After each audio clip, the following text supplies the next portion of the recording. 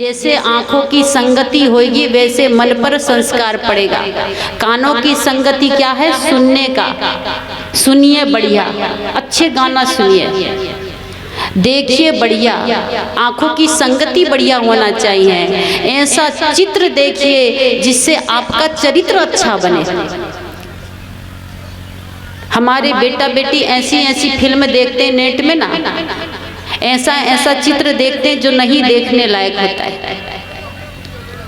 और वैसे फिल्म वैसे चित्र देखकर क्या होता है? उनका चरित्र खराब होता है। बलात्कारी कोई बाहर से पैदा नहीं होता, पाकिस्तान से नहीं आता, अमेरिका से नहीं आता, कि हमारे देश के बेटा बेटी ही बलात्कारी बनते हैं। क्यों?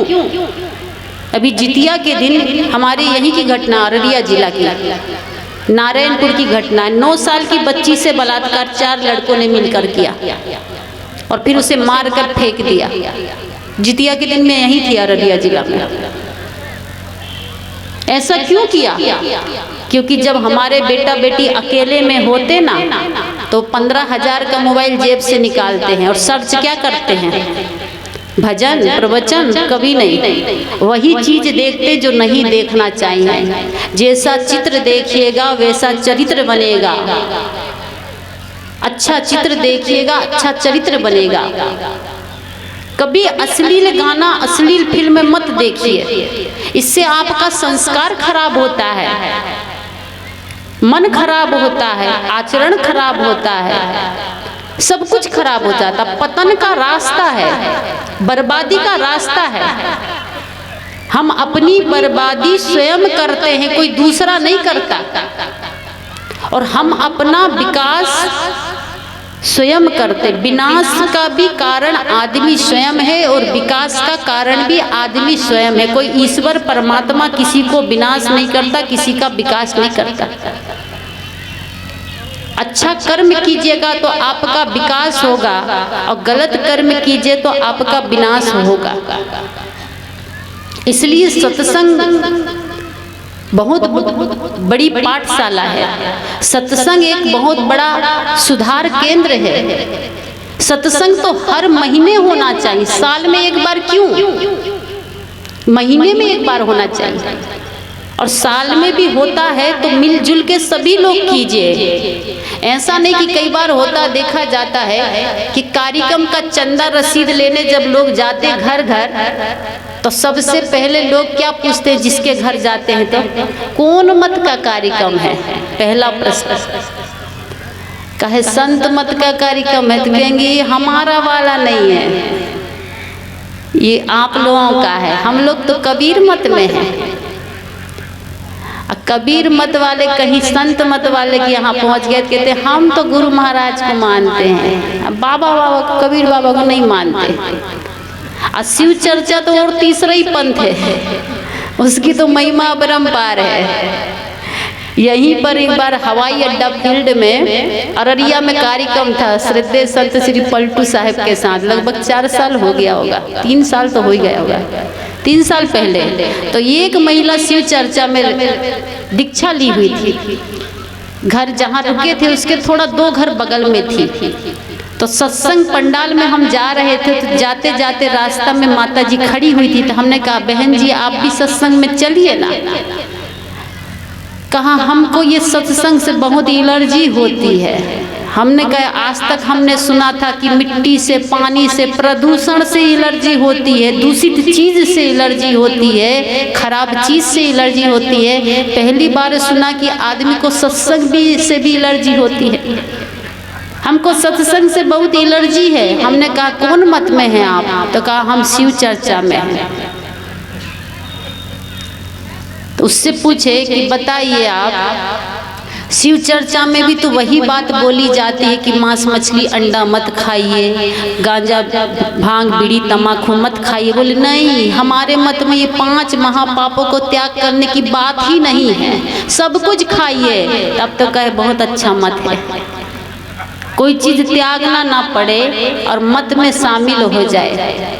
5 महापापों को त्याग नहीं किया, चोरी हिंसा व्यभिचार झूठ छल कपट, तो फिर क्या त्याग किया आपने? कोई भी संत सबसे पहले अहिंसा परमो धर्म, अहिंसा सबसे बड़ा धर्म है।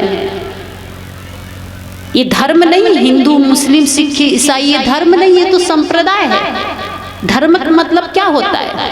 रामचरितमानस में धर्म की परिभाषा क्या दिया गोस्वामी तुलसीदास महाराज कि परहित सरस धर्म नहीं भाई, पर पीड़ा सम नहीं अदमाई।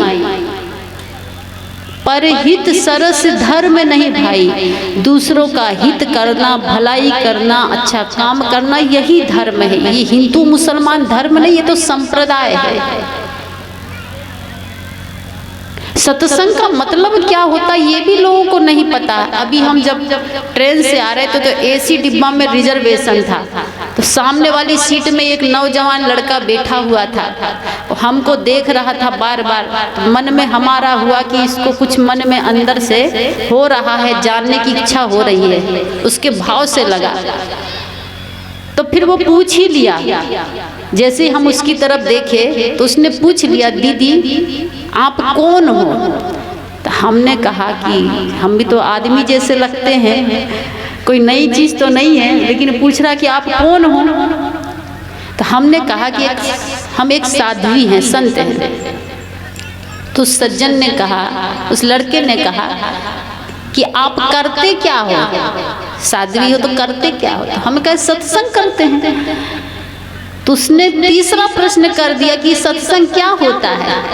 हमको बड़ा आश्चर्य हुआ कि हमको ना समझ पाए, ठीक है, क्योंकि बहुत आदमी साध्वी को नहीं देखा होता है, तो लग सकता है कि कौन है, लेडीज है कि जेंट्स है, बाबा है कि बेबी है, जो भी है मन में हो सकता है।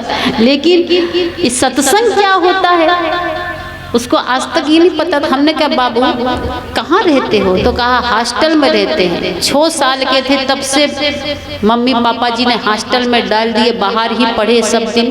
कॉलेज में रहे तो भी अभी कॉलेज में भी हॉस्टल में ही रहते हैं। कभी कभी घर जाते हैं, 1-2 दिन की छुट्टी मिल गई। तो हमको नहीं पता ये सत्संग क्या होता, हम कभी सत्संग गए ही नहीं। तो हमने उनसे कहा कभी मोबाइल चलाते हो? का मोबाइल तो बहुत चलाते हैं, ऐसा कोई लड़का नहीं होगा कि मोबाइल ना चलाए। हमने कहा कि मोबाइल चलाते हो तो कभी सत्संग निकालते हो मोबाइल में? कहा नहीं, सत्संग तो नहीं निकालते।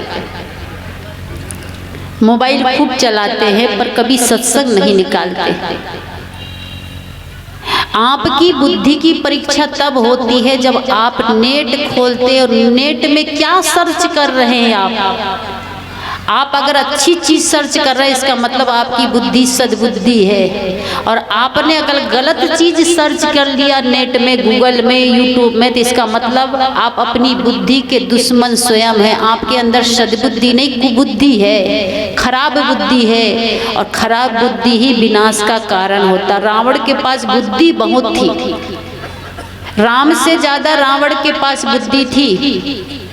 ये रामचरितमानस कहता, 4 वेद 6 शास्त्र 18 पुराण का ज्ञाता था रावण।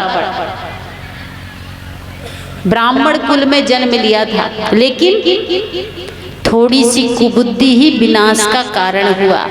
बुद्धि बहुत थी पर थोड़ी सी कुबुद्धि। राम के पास में बुद्धि थोड़ी थी पर सद्बुद्धि थी, इसलिए राम का जय जयकार हुआ और रावण का पुतला जलाया गया। जीवन में कभी भी सोच लेना कि हम अगर अपना विनाश कर रहे हैं तो ये हमारी कुबुद्धि का ही लक्षण है।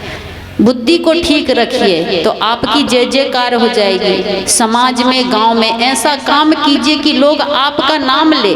किसका बेटा है ये पूछे, किस गांव का है, किस जिले का है, कहाँ से आया है, ऐसा काम कीजिए। एक भजन में, एक गीत में बड़ा सुंदर किसी ने कहा है, जमी सलाम करे, आसमां सलाम करे, करो वो काम की सारा जहां सलाम करे। जमी सलाम करे, आसमां सलाम करे, करो वो काम की सारा जहां सलाम करे। सारा जहां सलाम करे ना करे, आसमां और जमी सलाम करे और ना करे, हमारा गांव का आदमी श्रद्धा से अगर सर झुका ले तो सोच लेने आपने बहुत अच्छा काम किया। जिस गांव में रहते उस गांव के आदमी आपको देख के श्रद्धा से सिर झुका के नमस्कार प्रणाम कर ले, जय गुरु कह दे, साहेब बंदगी कह दे, तो सोच लीजिए कि आपने जीवन में अच्छा काम किया है। उस लड़के को ये नहीं पता थी कि सत्संग का मतलब क्या होता है।